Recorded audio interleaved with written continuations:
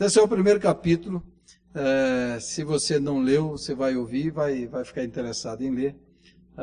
Esse é o autor do livro, Dr. Harry Reeder. Ele tem um ministério chamado Das Brasas para a Chama. É baseado lá na carta que Jesus manda no Apocalipse, à igreja de Éfeso. Esse livro aqui, nos próximos capítulos, ele vai trabalhar especificamente esse texto. Mas o ministério que ele tem chama Das Brasas para a Chama. É um seminário que ele ministra. E ele pastoreou 3 igrejas, está na 3ª igreja presbiteriana dele. E ele, nesse livro, ele começa contando a primeira experiência dele.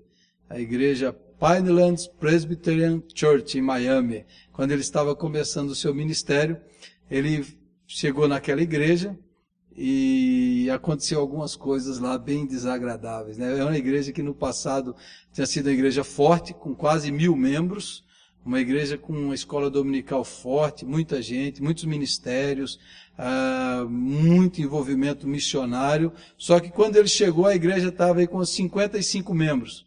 55 membros, no primeiro culto dele tinha 13 pessoas e 5 eram da família dele. E daí ele começou a conhecer a igreja, e é muito interessante as histórias que ele conta. Ele esteve no Brasil há 2 anos, por algumas coisas que eu vou falar, tem lá quando ele esteve no Brasil, ele ministrou lá na primeira igreja presbiteriana de Vitória. Foi um encontro de revitalização que o PMC criou, o Plano Missionário Cooperativo trouxe ele no Brasil, e lá no áudio, os irmãos podem procurar lá na parte de mensagens, áudio, tem as pregações dele. Então lá ele conta algumas coisas além do livro. Então, por exemplo, ele conta que um dos pastores anteriores dele nessa igreja, a esposa desse pastor, um dia quase no shopping center, essa esposa esfaqueou o pastor, o marido, porque achava que o marido estava traindo com a secretária da igreja, com a regente do coral. Foi afastado do ministério.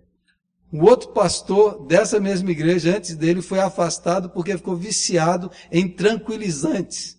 O cara tomou muito remédio, estava viciado, foi afastado. O terceiro pastor, a esposa do pastor se tornou alcoólatra. E aí teve que ser afastado também, da mesma igreja. E o quarto pastor, ele falou, saiu da igreja, estava fora do ministério, eu não podia falar. E daí um dos ex-pastores ligou para ele, na primeira semana que ele está na igreja, e falou, olha, você orou para ir para essa igreja? Ele falou, orei. Você tem certeza? Tenho certeza. Ele falou, sabe, essa igreja tem a marca do capeta, tem a marca do Satanás, cara. Sai dessa igreja, cara, sai dessa igreja. O diretor da denominação falou para ele, viu? Nós estamos planejando que você vá para essa igreja para fechar ela, vende o terreno, vende a propriedade, vai abrir em outro lugar, porque essa igreja aí não tem mais jeito. Então veja o que ele recebeu. Os 2 irmãos que ele achava que eram os mais crentes, mais firmes na igreja, que iam ajudar ele, um morreu de leucemia e o outro mudou no primeiro mês dele lá. Na primeira reunião do conselho, estava faltando presbítero, ia vencer o mandato do presbítero, um presbítero falou, podia colocar aquele irmão como presbítero. Aí o outro falou assim, mas ele está vindo na igreja? Ele falou, não está vindo não, mas quem sabe ele sendo eleito presbítero ele vem. Então isso no primeiro mês, o cara pegou essa igreja no primeiro mês. Outra coisa, ele foi lá, viu que estava faltando coisas da papelaria, foi lá numa papelaria comprar coisa para a igreja. Aí chegou lá e tudo, falou, a igreja tem crédito aí, pode comprar? Pode, tal. Aí ele fez a compra, na hora de passar, falou, qual igreja? Aí ele falou, essa igreja, Pinelands Church, e é a única igreja que não tem crédito aqui. Só dinheiro, sua igreja não tem crédito na praça. Então esse cara pegou a igreja nessa situação. Uma igreja que estava num declínio que nem a diretoria da denominação acreditava mais. A igreja é a PCA, Igreja Presbiteriana da América, não é a PCUSA, que é mais liberal. E ele foi usado por Deus, foi dirigido por Deus, através de princípios bíblicos, para revitalizar aquela igreja. E dali de alguns anos, dentro de 3 anos, aquela igreja que estava morrendo, já estava contando com a frequência de 400 pessoas. E depois a igreja foi crescendo muito mais. Hoje ele pastoreia a 3ª igreja dele, tem mais de 4.000 membros. Ele já foi o moderador da PCA, que é o presidente do Supremo Concílio, e hoje ele dá palestras e ministra esse seminário. Esteve ministrando aqui no Brasil, mas como eu falei com o Carrega, a IPB é boa de conteúdo e péssima de marketing. Esse cara veio no Brasil, ninguém ficou sabendo, não foi divulgado em lugar nenhum e parece que foi uma coisa escondida. Esse livro aqui deveria estar em todas as igrejas, todos os seminários, mas são pouca divulgação. Você nunca viu uma propaganda de um livro desse, e é uma necessidade vital da igreja. Vital. As igrejas estão estagnadas, estão morrendo. E quando você tem um homem usado por Deus com ministério específico, a nossa igreja não divulga, não anuncia para que as outras igrejas experimentem. Então esse é o autor do livro. Tem os sites da igreja dele na internet, os irmãos podem pesquisar. Então essa é a introdução do livro, ele conta a história, um pouco da história. No primeiro capítulo ele vai falar a necessidade. Qual é a necessidade? Quais são os sintomas de uma igreja em declínio? Esse é o primeiro capítulo, para você averiguar se a igreja está precisando ser revitalizada. Por que ela precisa ser revitalizada? Ele aponta 7 sintomas, eu acrescentei mais 8. Então são os 8 sintomas de uma igreja em declínio, igreja estagnada ou igreja morrendo. Primeiro sintoma é o foco nos programas. É a igreja que fica sempre atrás de um programa novo, de uma novidade, de alguma coisa diferente para atrair os membros, as pessoas, os visitantes. Fica buscando alguma estratégia, alguma coisa para atrair os outros, né? O foco no programa. Eu peguei essa imagem aí porque é uma coisa que às vezes a gente vê muito hoje no meio pastoral, é descobrir qual é o segredo para fazer a igreja crescer. Então você fica buscando isso, buscando aquilo, faz aquilo outro, e às vezes fica buscando métodos, quando na verdade a causa é mais profunda. Deus trabalha com pessoas, com seres humanos, com vida, não com métodos, não com programas que foram feitos em outros países. É o que ele vai dizer nesse livro. Quem procurar nesse livro um programa, um método, um modelo, vai se decepcionar. Porque ele não vai falar disso, ele vai falar de vida, de princípios bíblicos. Os métodos variam, mas os princípios permanecem. Então, quais são os princípios que a gente tem que adotar, que funcionam em qualquer país, em qualquer igreja, em qualquer lugar, porque são baseados na imutável palavra de Deus. Então, às vezes a gente fica procurando um programa. É isso que ele critica. Vamos fazer isso, vamos fazer aquilo outro, vamos mudar, vamos fazer uma coisa nova, vamos inventar uma programação diferente para atrair as pessoas, para mobilizar o povo, e o foco está errado, porque o foco tem que ser o coração, vidas, pessoas, gente, que é onde Deus opera e Deus age. E esse é o primeiro sintoma, igreja que fica atrás apenas de programas. Segundo sintoma, nostalgia e tradição. Nessa igreja que ele foi, o pessoal tinha ideia, veja bem, no passado a igreja teve 900, quase 1000 membros, e o pessoal achava que, olha, sabe o que precisa fazer? Precisa voltar a fazer 4 cultos no domingo de manhã. Ele diz assim, ele usa essa expressão, se o cara pegasse uma metralhadora assim e atirasse na igreja, não acertava ninguém, porque não tinha ninguém na frente da igreja. Estava um pouquinho aqui, um pouquinho ali, você não acertava ninguém. E o pessoal achava assim, não, se a gente mudar aquele programa nos tempos áureos da igreja, quando a gente tinha 4 cultos, a igreja lotava, agora só tem um culto. Se a gente voltar a fazer os 4 cultos, vai ser... Ele fala assim, está errado. Você não tem que tentar fazer um programa para trazer os tempos bons. Você precisa trabalhar com pessoas, reavivar as pessoas, regenerar pessoas. O que aconteceu? Ele apagou tudo. Ficar olhando para trás, para o passado. Ele conta que um dia ele foi numa igreja e tinha uma vez eu fui numa igreja aqui no Brasil que também tinha isso. Eu lembrei uma igreja aqui, não vou dizer onde era, tinha-se uma parede que ele disse que parecia o Hall da Fama. Eram os pastores antigos da igreja. E aí ele disse que um líder da igreja, mostrando para todos os pastores, chegou um que o líder parou assim, baixou a cabeça, foi um minuto de silêncio. Ele esperou que ele ia acender 2 velas para aquele pastor. Ele falou, esse tempo foi bom, hein? E aí as pessoas pensam em retomar aquele tempo. refazer aquela programação, mas aquele tempo não volta mais, aquelas pessoas não voltam mais, aquele pastor não volta mais. E isso vai marcando muito, que tempo bom, quando a igreja era assim, quando a igreja era daquele jeito, quando a igreja, as pessoas tinham comunhão, e essa ideia de nostalgia.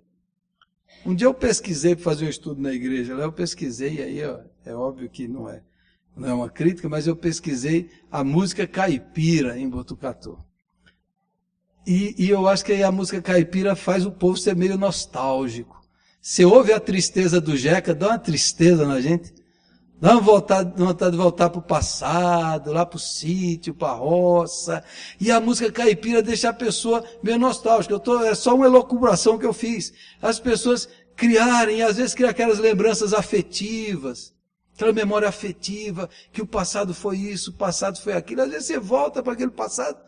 Nem foi tudo aquilo, mas é que você cria uma lembrança, você cria, aquele era um tempo bom, aquele era um tempo maravilhoso, e é apenas uma produção mental, emocional das pessoas, e a igreja tem muito disso. Igrejas que estão em declínio, as pessoas ficam lembrando do passado, naquele tempo, e esquece do hoje.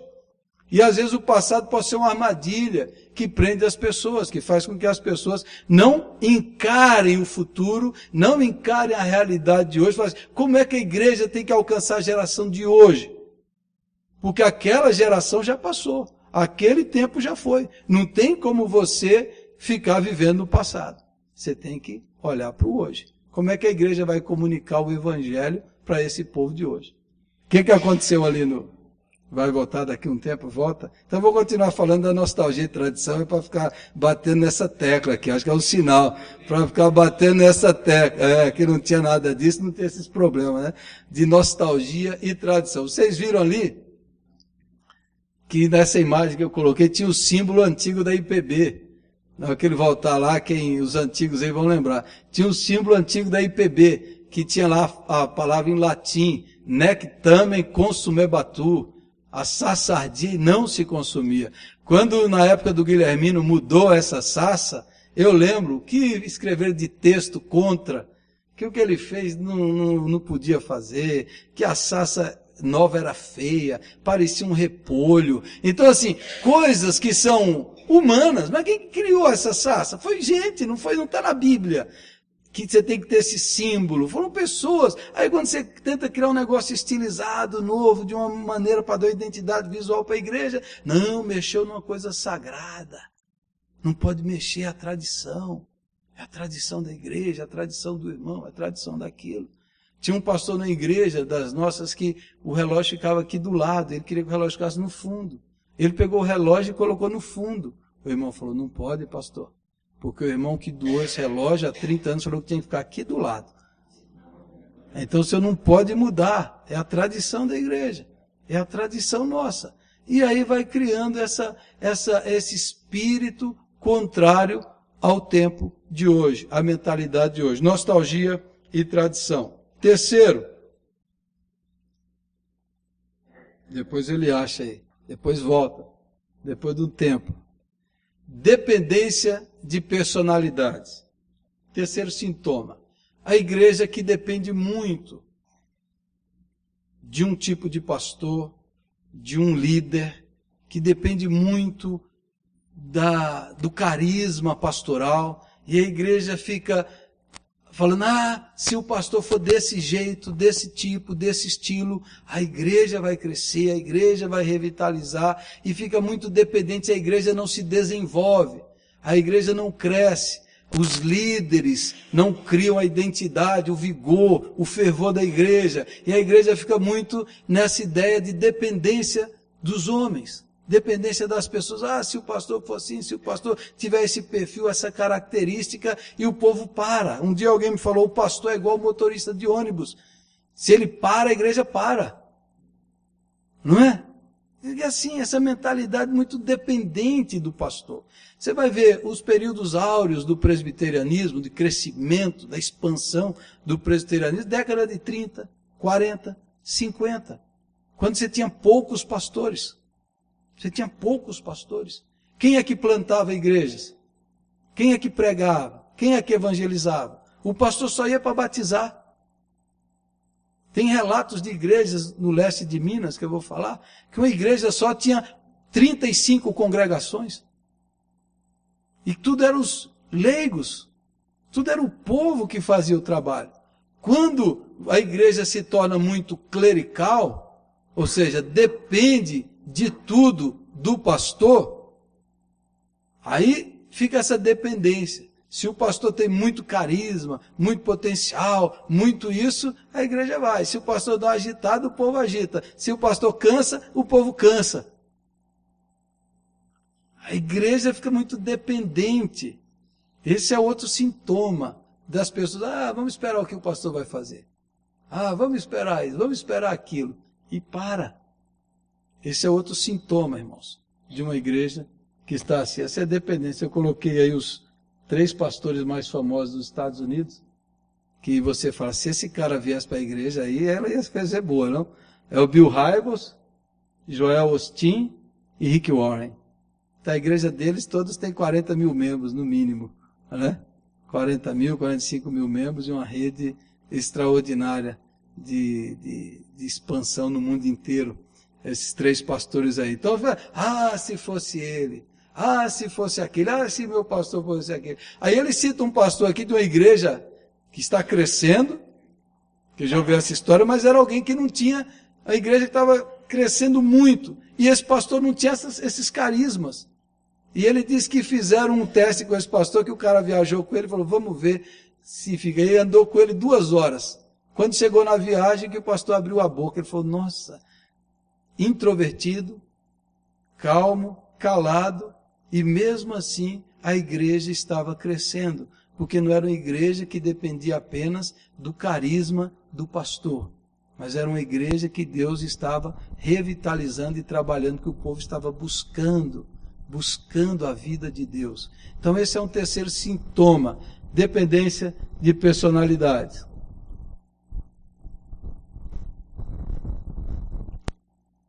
Pode passar aí. 4. Uma mentalidade de manutenção. Tem um amigo meu que começou o ministério dele e estava já acho que 2, 3 anos na igreja, todo empolgado, animado com a igreja, e chegou o final do ano, ele falou assim, o ano inteiro a gente não teve um batismo na igreja, não teve uma pessoa nova, não teve nada diferente, ele estava triste, estava desanimado. E o presbítero chegou para ele e falou, pastor, não se preocupa não, pai. A igreja está boa, nós pagamos seu salário em dia, pagou as contas, para que ficar preocupando com esse povo lá fora, rapaz, está bom demais aqui. Não é? Mentalidade de manutenção, vamos manter o que nós temos, vamos consertar as coisas aqui, vamos ficar mantendo a nossa realidade e não ter a mentalidade de missão, de avançar, de crescer. Está bom assim. Uma outra igreja, o pastor também chegou e falou assim, viu, irmãos, nós temos 100 membros e nós temos 100 cadeiras. Nós precisamos mudar isso para a igreja crescer. Como é que vai vir visitante aqui? Ele falou, não, pastor, 100 membros, 100 cadeiras, não precisa vir gente de fora não, só vai dar trabalho aqui, esse povo. Está tão bom aqui entre nós, deixa aqui mesmo. Então essa mentalidade de deixa estar para ver como é que fica, tá bom entre nós, vamos fazer aqui o nosso lá, deixa esse povo lá fora que está perdido, está condenado, e essa mentalidade de manter, apenas manter. Eu citei o Leste Mineiro porque, se não me falhar a memória, foi o Carlos Caldas, que escreveu uma tese, um estudo de caso, sobre o presbiterianismo do Leste Mineiro, que ele veio de lá. E ele disse, o presbiterianismo do Leste de Minas cresceu muito. Na década de 40, 50, igrejas fortes, igrejas do interior lá com igreja de 500, 800 membros, igrejas enormes. Só que aí da década para frente, quando foi se tornando muito clerical, muito dependente, ele fez uma pesquisa aí que falou o presbiterianismo lá estagnou e está morrendo. E ele escreveu, o nome do livro é Fé e Café, um estudo de caso do presbiterianismo do leste de Minas. E ele estuda, e ele faz uma análise das igrejas. Ele diz, o que aconteceu? Ele analisa a programação das igrejas. A programação da igreja é Comemorar dia do homem presbiteriano, dia da mulher presbiteriana, comemorar dia do jovem presbiteriano, do adolescente presbiteriano, comemorar dia das mães, dia dos pais. A igreja só existe para alimentar ela mesma. Só existe para ela. Ele falou, tudo que faz é para ela mesma. Ninguém pensa nos perdidos, ninguém pensa lá fora, na cidade. A igreja existe para ele. Ele falou, é por isso que a igreja lá começou a se tornar irrelevante, estagnada, parou de crescer, parou de evangelizar. Os jovens começaram a sair da igreja, porque a igreja não tem liga com a sociedade, não influencia o mundo, não responde às questões que as pessoas do mundo real estão fazendo. A igreja parece que vive num mundo paralelo, só para celebrar as coisas ali como se fosse um clube fechado. E com essa mentalidade de manutenção, está lá no livro dele, você pode pesquisar, achar esse livro, e você vai ver, e ele faz toda uma estatística. A nossa igreja, na década de 30, 40, cresceu a 100, 200%, irmãos. A nossa igreja cresceu de maneira assustadora. Uma igreja só plantava 10, 15 congregações, abriu igrejas de maneira extraordinária. Batizava muita gente. O povo evangelizava, o povo pregava, o povo orava. Mas depois que a igreja acomodou, tem templo, tem pastor, tem música. Ah, tá bom demais aqui. E aí fica nessa coisa. Vamos consertar aqui, vamos fazer aquilo, vamos fazer aquilo outro. Vamos cuidar do nosso patrimônio, vamos cuidar da gente mesmo. E esqueceu de fazer a missão que Jesus mandou, ir de fazer discípulos, ir de pregar o evangelho, ir e anunciar o reino de Deus. E a gente fica nessa daqui. Esse é um sintoma da igreja que está em declínio. Pode passar. Quinto, mentalidade de justificação e de vítima. Qual que é essa mentalidade? A pessoa diz assim, esse bairro, essa cidade é muito difícil. É muito duro evangelizar esse povo. Botucatu, o povo tem um coração muito duro. Né? É por isso que a igreja não cresce, pastor. Não tem jeito não adianta, né? Tem até, bom, deixa essa história para outro lugar.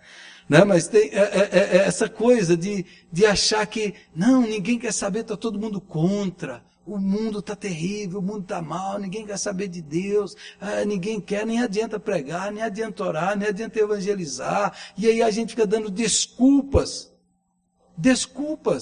Tem ambiente pior, irmãos, do que o ambiente que nasceu a igreja de Jesus no Império Romano? Tem ambiente pior? Hoje a gente fala assim, olha o homossexualismo, olha essas... Império Romano. Como que era o Império Romano? Como que era o Império Romano, irmãos?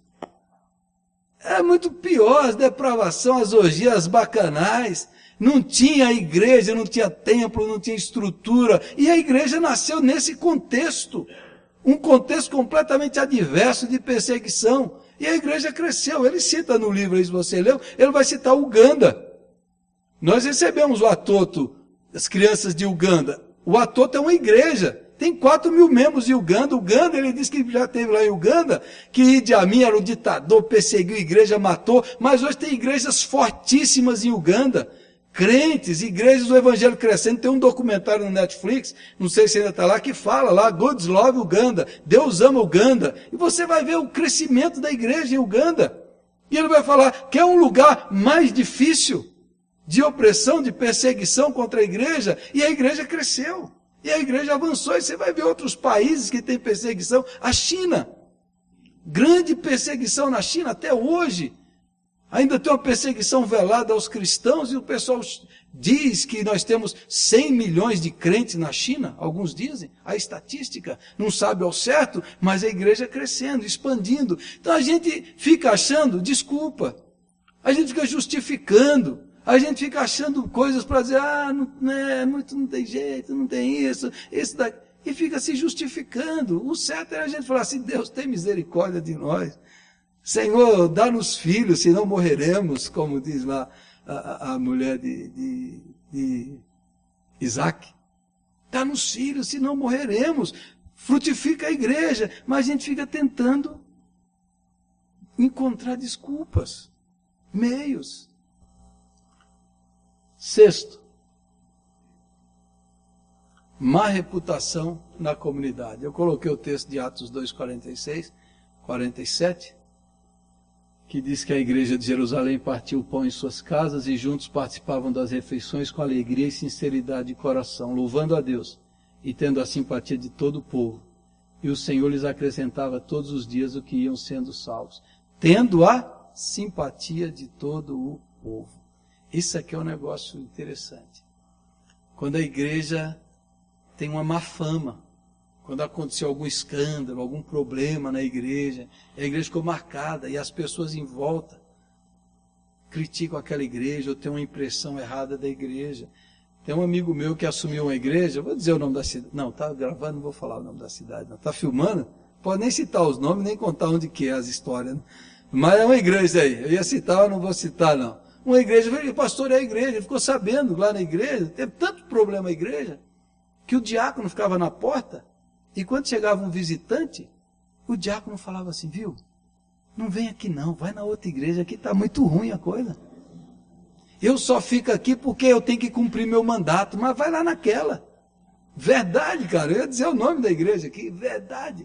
Essa igreja hoje tem 100 membros, era para ter 1000. De tanta gente que saiu. E aí a questão é, quem sai da igreja sai falando mal da igreja, sai contaminando, sai criticando, falando disso, falando do outro, falando disso. O que ele fez nessa igreja aqui? Um negócio muito interessante, vai ser outro capítulo que alguém vai pregar sobre. O que ele fez? Ele reuniu o conselho e falou, a igreja agiu errado com essa família, a disciplina que fez com esse foi errado, esse daqui que saiu a gente não foi atrás, pegou todo mundo e fez uma carta pedindo perdão para os membros que saíram, pedindo perdão em nome do conselho. E ele ligou. E muitas pessoas que estavam afastadas há anos viram a sinceridade e humildade do pastor e do conselho. Muitos voltaram. E aqueles que saíram e não voltaram pararam de falar mal. Parou de criar aquela má reputação, de falar mal da igreja, dos membros. Infelizmente, irmãos, isso é um problema seríssimo. Às vezes as pessoas vão fazendo, e às vezes sai de um jeito. Se a pessoa vai sair da igreja, vamos tentar sair da melhor maneira, né? Abençoa, vamos tentar que a pessoa saia em paz, saia com amizade. A pessoa, meu irmão, vem aqui, Deus te abençoe, estamos em paz. Que a pessoa saia da igreja é natural, que vai para outra, que mude para outra, mas que ele não saia falando contra a igreja, gera essa má reputação naquela igreja. Tem umas igrejas que parece dar vontade de fazer igual alguns comércios, né? Dá uma pintada na fachada e põe assim, sob nova direção, né? Agora vai mudar a coisa aqui. Vai mudar, porque apagou aquilo ali. A igreja desse cara estava assim, queimada na cidade. Queimada na cidade. Todas as igrejas tinham crédito, menos a igreja dele. Não contava com a simpatia. E isso, às vezes, a gente não se preocupa com isso. Tem que se preocupar. Tem que se preocupar com quem saiu, tem que se preocupar como saiu, por que saiu, tem que ir atrás, tem que conversar, tem que tentar entender, tem que pensar na vizinhança, tem que manter um bom conceito, Aí já entrando na área de marketing, né, um pouco na área de marketing, eu estava lá na igreja de São Paulo e entrei no Facebook da igreja. E o Facebook deles é profissional, a página é profissional. Aí tem lá a avaliação de todos os frequentadores. Eu falei, uma avaliação dessa eu tenho que ir para essa igreja, eu estava de férias lá, então a avaliação é tudo 5 estrelas. Estacionamento, ar-condicionado, lugar para as crianças, palavra do pastor, gente receptiva. Todo mundo falou, louco, rapaz, eu tenho que conhecer essa igreja. Eu tenho que conhecer essa igreja porque tudo funciona, tem que ir lá aprender como que é para ganhar uma situação como essa. Ter essa boa reputação em todos os sentidos. E aí, aqueles que estão perto, aqueles que estão próximos, como é que está lidando com isso? Como é que a gente pensa neles? Como é que a gente lida com eles? Então essa preocupação deveria ser uma preocupação nossa, essa coisa intencional. Como é que os outros nos veem? Como é que as pessoas que não são crentes, ele cita, quando você for no mercado, numa fila, pergunte para a pessoa, o que você acha daquela igreja lá? Como é que você vê aquela igreja? Vai analisando, como é que eles pensam? Quem já foi e saiu? O que ele levou? Ele dá um feedback. Como a maneira que as pessoas veem a nossa igreja? Como que eles veem essa igreja? A igreja presbiteriana. Então isso é uma coisa... Na hora que ele estiver numa crise, na hora que Deus tocar, na hora que o vazio bater, ele vai chegar lá e vai falar que aquela igreja ali é uma igreja boa, é uma igreja simpática, é uma igreja acolhedora. Vou lá naquela igreja. Infelizmente, quantas pessoas se tornam espíritas, eu já vi algumas, e falam assim, eu me tornei espírita porque um dia me deu uma vontade de fazer o bem, e eu pensei, a única religião que faz o bem é o espiritismo. Eu já vi pessoas falando isso, e eu fui para o espiritismo. Uma vez eu recebi uma pessoa na nossa igreja lá, e ela falou isso, eu falei, glória a Deus, que ela viu um projeto social da igreja, que a igreja fazia, e ela falou assim, essa igreja faz o bem, é nessa igreja que eu vou frequentar. Perceba como a gente tem que pensar nisso. Qual é a nossa reputação? Como as pessoas nos veem? E essa má reputação é que queima o filme de muitas igrejas. 7º, pode passar, desvio do evangelho. Diz que a igreja começa a se desviar, e há várias formas de se desviar, aí eu que coloquei o legalismo religioso e a cruz de Cristo. Quando a igreja começa a perder o foco da graça, do evangelho, que vai ser depois os próximos capítulos, que vai enfatizar bem a questão do evangelho. Essa mentalidade farisaica. Às vezes, irmãos, eu vejo, por exemplo, o ministério dos presbíteros, muitas igrejas presbiterianas, eu acho que pega ali no manual presbiteriano, tem lá várias funções do presbítero. E uma delas, a primeira, acho que infelizmente eles erraram e isso aí só ficou no primeiro. Fiscalizar os membros da igreja ou ajudar o pastor a fiscalizar. E aí parece que o conselho da igreja se torna os xerifes da igreja, para ficar vigiando. E aí na igreja presbiteriana tradicional, pior coisa é falar assim, vai ter que falar com o conselho. Vou te levar para o conselho. Essa ideia de que nós somos fiscais, estamos ali para punir, para vigiar, para cobrar, e não para pastorear, não para encorajar, não para orar, não para curar, não para incentivar. Quantas pessoas já saíram da igreja por causa dessa mentalidade? Por causa dessa mentalidade de que o conselho, a liderança da igreja é só para ficar de olho. A moçada fez bagunça. E está muito alto esse som. E aqueles meninos lá estão saindo para beber água. Tem que dar uma dura nele, tem que chamar no conselho. E o fulano. E a missão do presbítero de pastorear o rebanho, junto com o pastor, servindo eles mesmos de exemplo, 1 Pedro 5, de orar pelo rebanho, de amar o rebanho, de curar o rebanho, vai afastando. E aí você cai numa igreja legalista. A gente tem muitos tipos de legalismo que sai da graça, do fundamento da salvação pela graça, de que a santificação também é pela graça. Não é por mérito humano, é por obra da graça de Deus em nós que nos santifica. É o seu favor que nos santifica, a sua palavra, o seu evangelho. E aí você vai criando uma religião baseada no esforço, no mérito, na competição, de quem é mais crente, quem é menos crente, quem é mais consagrado, quem é menos consagrado, quem é mais dedicado, quem é menos. Aí vai criando uma igreja assim. Tem que pensar como é que se desvia do evangelho. Desvia quando a gente chega na igreja assim, as orações são naquele tom, graças te dou, Senhor, que eu não sou como esses católicos idólatras, nem esses espíritas endemoniados. Graças te dou porque eu sou presbiteriano eleito. Graças te dou que eu não sou como essa gentalha. O legalismo que faz isso com a gente. Porque o evangelho nos faz orar, Senhor, ser propício a mim, pecador. E graças te dou que eu fui salvo por tua imerecida e gloriosa graça. Teu imerecido favor, foi o Senhor que me alcançou. Isso não me torna orgulhoso, nem presunçoso, nem superior aos demais, mas muito pelo contrário, me dá uma responsabilidade e uma gratidão de comunicar para os outros também, que se o Senhor salvou um pecador como eu, pode salvar qualquer outro. Digno a palavra e de toda aceitação e verdadeira, diz Paulo, que Cristo Jesus veio ao mundo para salvar os pecadores, dos quais eu sou o principal. Paulo diz isso, não é demagogia. Então o legalismo entra na igreja, quando a gente olha para os outros de cima para baixo, quando a gente não ouve as pessoas, quando a gente não se coloca do lado delas, quando a gente se acha superior, aí não é mais o Evangelho, não é mais o Evangelho.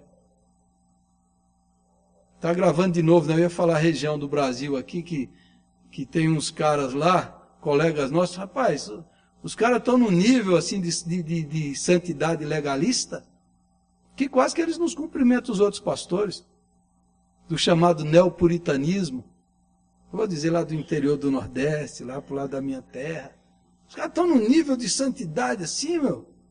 Só que as igrejas dele, mulher, bico calado. A igreja dele tinha 40, hoje tem 10. E ele fala, isso é igreja boa.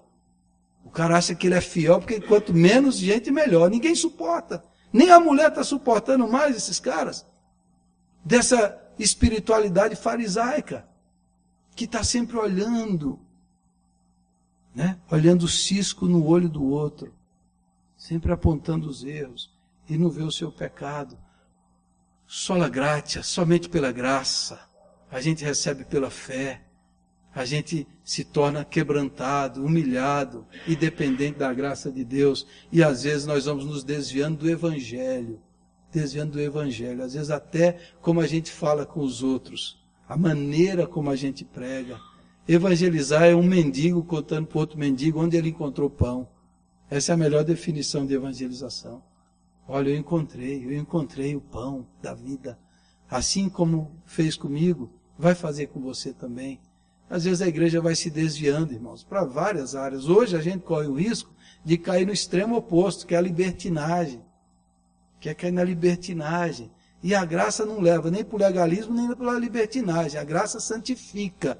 Quem é salvo pela graça ama a santidade e ama Jesus. Quem conhece a graça de Deus não vive no pecado. Quem conhece a graça é atraído pela beleza da santidade. E aí a gente não precisa usar de recursos de medo, de intimidação, de barganha, nada disso. Porque a graça de Deus é poderosa. O Evangelho é poderoso para a salvação de todo aquele que crê. E esse é o desvio do Evangelho. E o último, que aí fui eu que acrescentei, que não está no livro. Ortodoxia morta. No início da minha fé cristã, fui muito influenciado pelo pastor, Dr. Martin Lloyd Jones, pregador da Capela de Westminster. Eu li o livro dele, Avivamento. Eu falei, rapaz, que livro que é esse? Né? Agora, essa semana retrasada, fazia mais de 10 anos que eu não li um livro do doutor. Eu comprei um livro novo que saiu sobre a pregação apaixonada do Dr. Martin Lloyd Jones. Ele era um calvinista ortodoxo, mas é um homem experimental, apaixonado, cheio do fogo. Então, às vezes, as pessoas, já vi aqui em outros lugares, a pessoa fala assim, viu, você parece que é meio pentecostal. Falou para mim, você é de igreja pentecostal? Eu falei, nunca fui. Quem é o pastor pentecostal que influenciou você? Nenhum. Aí eu entendi, rapaz, foi o Dr. Martin Lloyd Jones que fez eu ser esse pastor pentecostal. E lá no livro Avivamento ele fala da ortodoxia morta, que é cortar na própria carne, que ele atinge ali o mal dos reformados, dos protestantes, que se jactam de ter a doutrina certa, que tem cursos e pós-cursos de apologética, de defesa do Evangelho, mas não tem paixão, não tem vida, não tem fogo, não tem fervor, não tem vida espiritual. Então o doutor escreveu isso aqui e falou assim, eu vejo homens com a mente cheia de entendimento, mas o coração frio, pregações clínicas. Quando eu estava no primeiro ano do seminário, fazia o seminário em Londrina, perdoe eu contar algumas coisas da minha vida, mas eu saí de Londrina para Bahia, era 1.800 quilômetros de viagem no ônibus, 2 dias. Eu peguei o livro da biblioteca para ler Pregação e Pregadores do Dr. Martin Lloyd Jones. Eu li o livro inteiro. O que um semestre de seminário esfriou meu coração, o livro do doutor aqueceu numa viagem de volta. E o doutor falou o que é pregação. Pregação é lógica pegando fogo, é teologia em chamas. Pregação é o Espírito Santo. O último capítulo do livro ele fala assim, demonstração do Espírito e de poder. E ele faz uma exposição de Paulo e ele vai criticando essa religião fria, clínica. racional. Na minha igreja presbiteriana da Bahia, uma moça começou a chorar no culto, o pastor foi lá e proibiu. Aqui não é lugar de chorar, não. Veja os homens de Deus na história. Santo Agostinho derramava lágrimas quando pregava. George Whitefield, calvinista, reformado, pregava com paixão, com eloquência, com fervor. Os nossos cultos. Às vezes eu acho que o nosso povo tem que ser educado para expressar.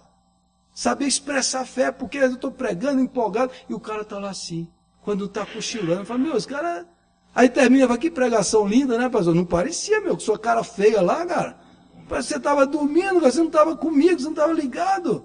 Vai orar. É igual o Jeremias Pereira disse que pregou lá e o povo quis aplaudir. Aí o cara, não pode aplaudir, porque aqui a gente aplaude só no coração. A gente só diz amém no coração. Para expressar, você está alegre, você tem fervor, você tem que expressar. Então o inglês formal da capela de Westminster começou a pregar contra a ortodoxia morta, e a igreja dele, 2.000 pessoas, pregar expositivamente. Ele fez 260 sermões no livro de Romanos. Ele passou 3 anos pregando em Romanos. 3 anos. Em sequência, esse homem, então ele fala assim, qual é o problema da nossa igreja? É ortodoxia morta, é frieza no coração, é falta de paixão, é falta de fogo na alma, é falta. Nesse período que eu li esse livro, eu li um outro livro, um livrinho pequeno, foi traduzido no Brasil, isso na década de 90. Às vezes eu penso que alguns movimentos no Brasil começaram como fogo do Espírito, na década de 60 e 70. Depois os homens estragaram. Na década de 90, eu penso que o Espírito Santo moveu muita gente. Aí veio o capeta e começou a botar dente de ouro, esses negócios, e misturou tudo. Aí aquilo que era uma obra de santificação, de regeneração, de fervor, a coisa começou, isso na década de 90. Então, no início da década de 90, o Augusto Nicodemos traduziu um livro chamado assim, Reavivamento na África do Sul. Que ele esteve lá, na Missão Quacis-Abantu. Você entrar no YouTube, você coloca lá, Missão Quacis-Abantu, quer dizer, lugar onde as pessoas são ajudadas. Pastor Erlo Stigens, está vivo, na década de 60. Ele pastoreava lá na tribo Zulu, na África. E ele tinha 40 pessoas na igreja dele, numa missão luterana. Ele disse que a igreja dele tinha 40 pessoas e 20 vivia brigando com as outras 20. Era uma briga terrível. A igreja se reunia num celeiro. E o Erlo Stigens começou a ficar angustiado com aquela igreja, com a vida dele, com gente na feitiçaria em volta dele, com tanta coisa. E ele começou a orar e chamou a igreja dele para orar. E o povo começou a orar e estudar o livro de Atos. E ele chegou uma hora que eles começaram a chorar. Chorar diante de Deus. E o Erlo Stigens conta que teve um dia que eles estavam lá e todo mundo começou a chorar, pedindo uma renovação espiritual. E ele diz que um dia o Espírito Santo encheu todo mundo ali. Que a presença de Deus foi tão majestosa, tão gloriosa, que todos se prostraram e o adoraram. Eles, depois desse dia, no outro dia chegou uma mulher que era chefe dos feiticeiros da região. A mulher chegou para ele e falou assim, pastor, ore por mim. Bateu na porta da casa dele. Ele tomou um susto e falou assim, quem convidou a senhora? Ninguém. Eu senti que eu preciso de oração. Ele disse que expulsou tantos demônios daquela mulher. Depois começou a vir outros feiticeiros. Começou a vir o povo. E Deus começou a operar a salvação. Uma caravana do Brasil esteve lá, na missão Quacis-Abantu. Você entra no site e você vai ver. No meio lá da selva, não é selva, né? Da savana, eles têm um auditório para 10.000 pessoas. Ali, eles têm um dos melhores hospitais. Ali eles têm escola, faculdade. Ali uma menina sonhou um dia, quando eles precisavam de recursos, com água que passava por baixo. Eles cavaram, tinha um veio de água pura. Eles engarrafam água mineral. Uma igreja de 40 pessoas começou a orar e as multidões começaram a vir. Erlo e Stig, eles não têm esse negócio de ficar enfatizando sinais e maravilhas, mas eles contam. E aí eu conto isso para você ver que Deus é o mesmo. Ele disse que no começo ele quase não tinha jovens, tinha uma senhora na igreja, ficou doente e morreu. Ele falou assim, morreu e a gente estava lá orando e a mulher viveu de novo. E quando ela viveu de novo, ela falou, vamos fazer um trabalho com jovens. E hoje eles têm 1.500 jovens.